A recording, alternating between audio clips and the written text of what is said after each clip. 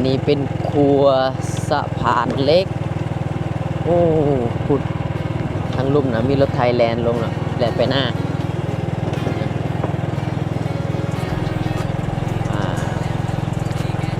โอ้บรรยากาศยามเช้าเนาะ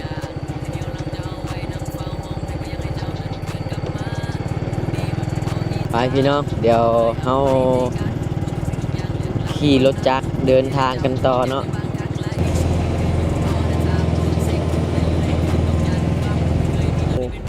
ฮู้ว้าว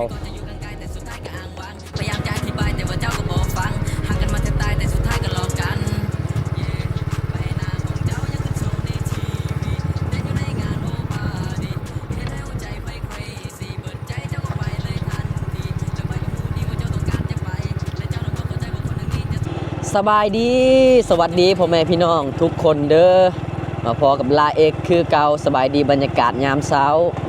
ตอนนี้ลาเอกก็ได้ออกจากเฮือนพักที่หมู่บ้านทำกองรอเนาะตอนนี้ลาเอกกำลังจะมุ่งหน้าไปสู่เมืองคูนค่ำจากนี้ไปฮอดเมืองคูนค่ำกับประมาณ50 ลักเด้อทุกคนเนาะและก็จุดประสงค์ของลาเอกจะไปลักเศร้าเนาะจุดประสงค์ที่จะไปทุกคนมื้อนี้เราจะเดินทางไปนำกันแล้วก็เก็บภาพบรรยากาศตามถนนหนทางจากทำกงรอไปเมืองคูนค่ำไปลักเศร้าจะเป็นอย่างไรฝากไปติดตามรับชมนำกันเด้อพี่น้องเด้ออันนี้บรรยากาศยามเช้าพี่น้องบรรยากาศตอนเช้าเนาะคุณเนาะโอ้เวลา6 โมงเช้าเปิดลงมาดำนาแล้ว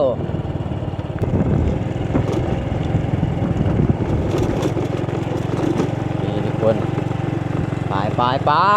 ลุยเดียวเที่ยวลาวน้ำกันเด้อกับลาเอ็กเนาะ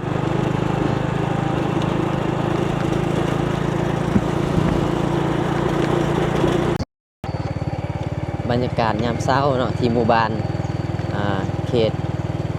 เมืองคูนค่ำทุกคนโอ้บรรยากาศยามเช้าเนาะ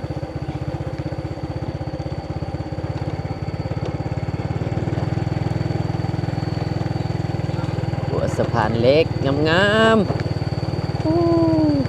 ขักเลย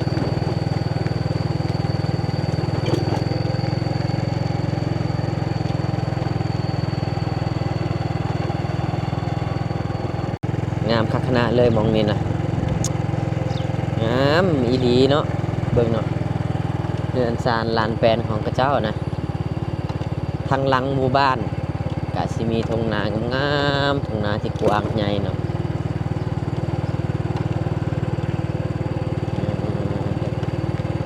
ภูนะเห็นบ่นี่ภูเขานะทุกคนที่แรกนะพี่น้องเนาะบ่าวละเอ็กเห็นเขาเจ้าโพสต์ตามเพจตาม YouTube อีหยังต่างๆเลยเนาะรูปภาพหมู่บ้านแห่งนี้เนาะหรือว่าวิดีโอเนาะเห็นในโทรศัพท์นะบ่ปานใดพี่น้องแต่ถ้ามาเห็นตัวจริงด้วยเลนตาของตนเองนะโอ้ยทุกคนเอ้ยบ่น่าเชื่อเลยว่าหมู่บ้านแบบนี้นะสิงามคักปานนี้นะเบิ่งเนาะหมู่บ้านเขาเจ้านะแคมบ้านมีแต่ภูเขาสูงๆนะเปรียบเสมือนว่ากำแพง กำแพงหินเนาะกำแพงหินตั้งเนาะอ้อมรอบหมู่บ้านเขาเจ้าเนาะโอ้งามแฮงเนาะ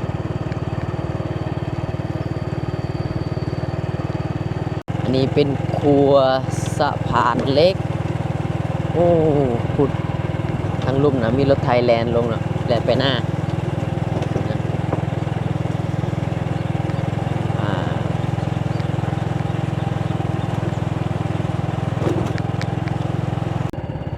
เบิ่งเนาะเพิ่นดำหน้าแต่เช้าพี่น้อง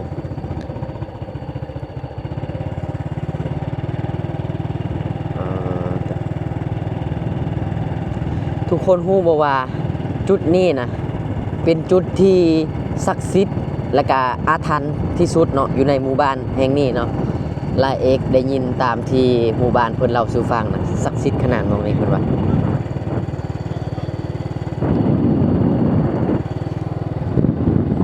จุดนี้เป็นจุดที่งามที่สุดเลยพี่น้องเนาะมีบรรยากาศงามเบิ่งหนทางนะซื้อคักขนาดเลยเนาะผู้จนฮอดตลาดพูดเลยแหละพี่น้องเนาะฟ้าเถอะมองนี่นะงามแท้เบิ่ง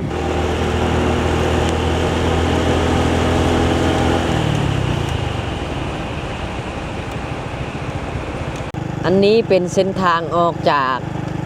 หมู่บ้านกองรอเนาะสู่เมืองคูนคำเด้อป้าดพี่น้องเอ้ย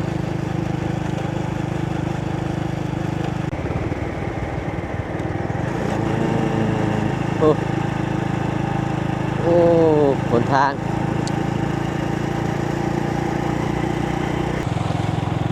ตอนนี้ละเอกมาฮอดที่ครัวน้ำไฮเนาะ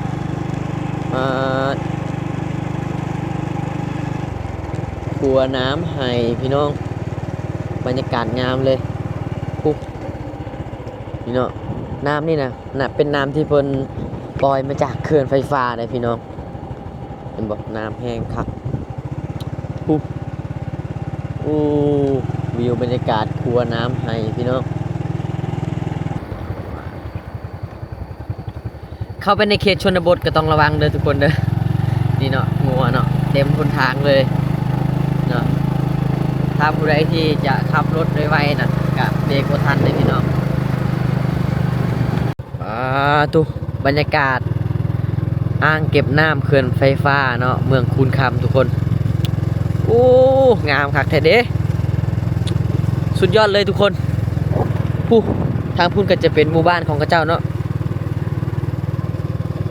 นี่ว้าวผู้ทางภูเขากับซิมีหมอกเนาะงามอีดีพี่น้อง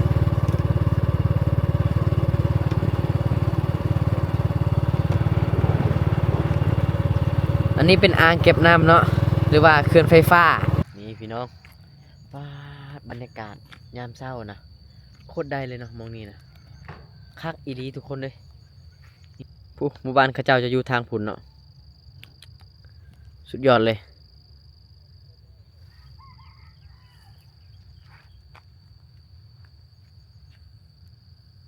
นี่พี่น้องป้าดเนาะคักขนาดเลยเนาะอยู่เทิงภูเขาก็จะมีหมอกอายหมอกเนาะขาวๆทุกคนไปพี่น้องเดี๋ยวเฮาขี่รถจักรเดินทางกันต่อเนาะงามแหงเนาะงามคักแท้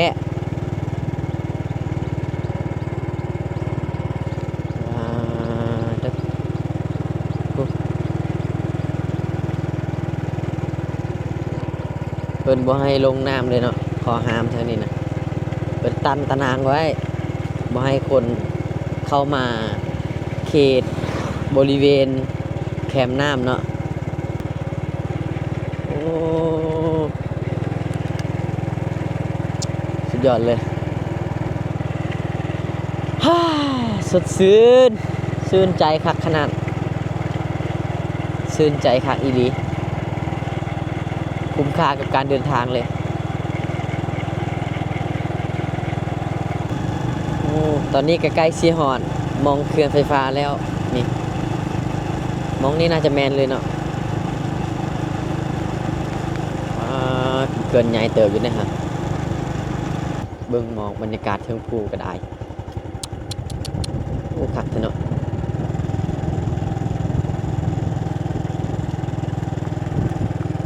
สุดยอดบรรยากาศเลยโอ้มองนี่ก็งามแฮงเลยพี่น้องอันนี้น่าจะเป็นอีหยังเนาะพี่น้องเป็นโรงเรียนบ่หรือว่าเป็นเพื่อนพักอีหยังนี่ก็บ่ฮู้เนาะและเอกเคยมาครั้งแรกเดี๋ยวเราจะเบิ่งก่อนว่ามีป้ายเขาเขียนบอกบ่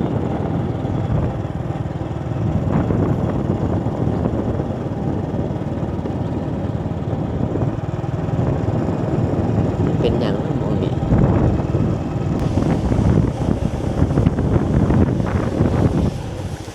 เลี้ยวไปทางนี้จะเป็นตลาดเนาะตลาดเช้าตลาดแรงอยู่น้ำกันเนาะ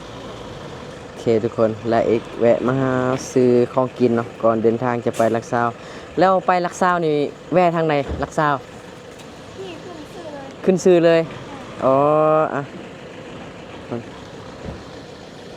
ทำทางเนาะทำทางพอดีว่า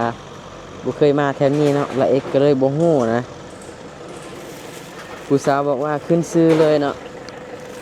แวะมาซื้อของกินไว้นำทางเนาะสิไปวังน้ำเย็นบ่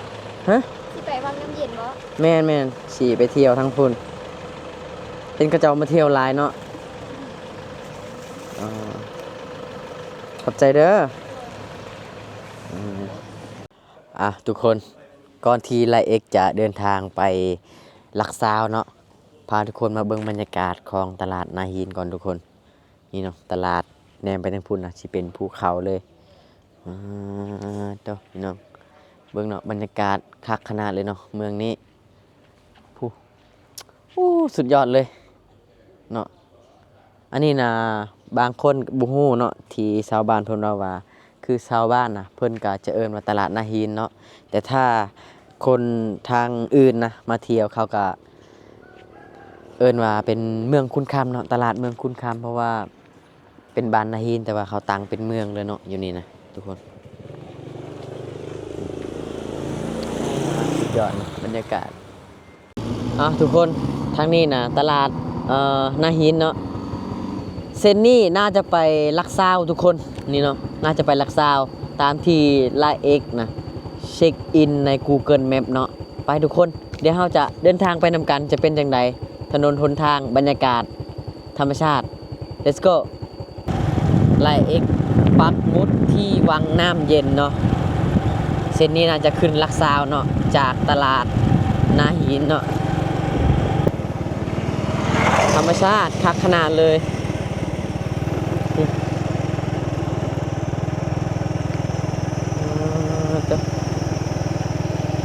นี่เนาะ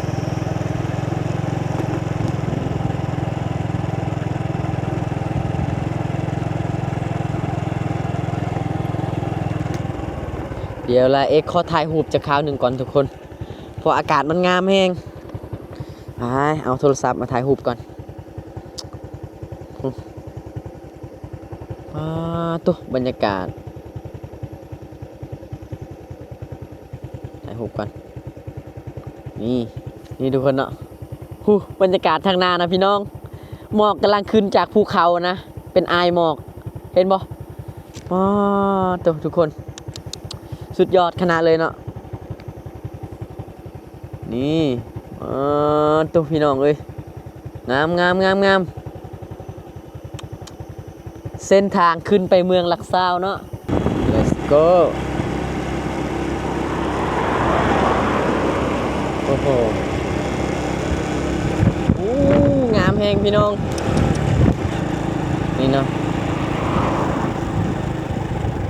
เดี๋ยวเรามาอ่านเบิ่งก่อนเรายังบ่จักเลยเนาะบนทางไปด้านสกลน้ำพาวเนาะ89ลักทุกคน let's go พี่น้องจวดนี่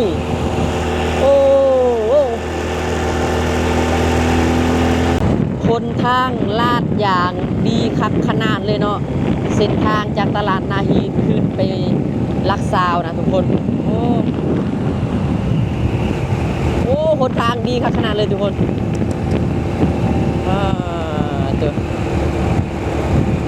แต่ว่าทางขึ้นภูเนาะ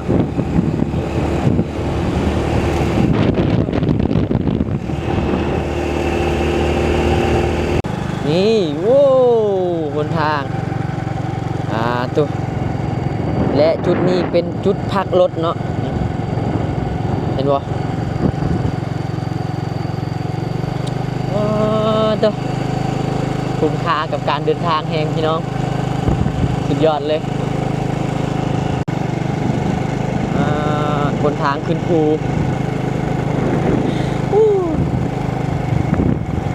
แขวงคำมูลนี่เป็นเมืองที่มีธรรมชาติให้คนต่างประเทศเนาะให้คนลาว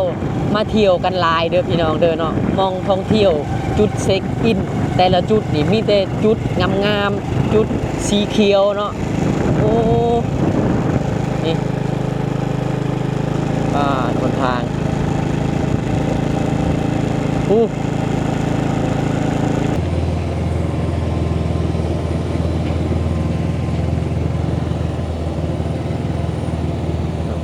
มองนี่นะภูสันคักขนาดเลยภูสันคักขนาดเลยพี่น้องมองนี่นะภูวิวทั้งลุมพี่น้องโอ้โหมาเดี๋ยวพาพี่น้องมาพักชมวิวจากคราวหนึ่งก่อนเมืองเวียงทอง68 ลักเนาะมาทุกคนโอ้โหฮู้ว้าวปาดงามใส่พี่น้องเลยฮู้โอ้สุดยอดเลยเดี๋ยวซูมให้เบิ่งก่อนนี่พี่น้องโอ้คุ้มค่ากับการเดินทางแท้ๆรอบนี้พี่น้องเลยเนาะพี่เป็นจุดชมวิวเนาะปาดผู้ไปฮอดพุ่นกับอีกหลายหมู่บ้านเนาะบ่จักมาบ้านยังแน่เนาะเฮามาครั้งแรกกับบ่ฮู้เลยดูมีแต่ภูหินปูนหินดานเนาะหินน้ำทุกคนอ้อมหอบหมดเลยหมู่บ้านเขาเจ้านะนี่แนมไปนี่ทุ่งนาแล้วก็เห็นเขื่อนไฟฟ้าเนาะ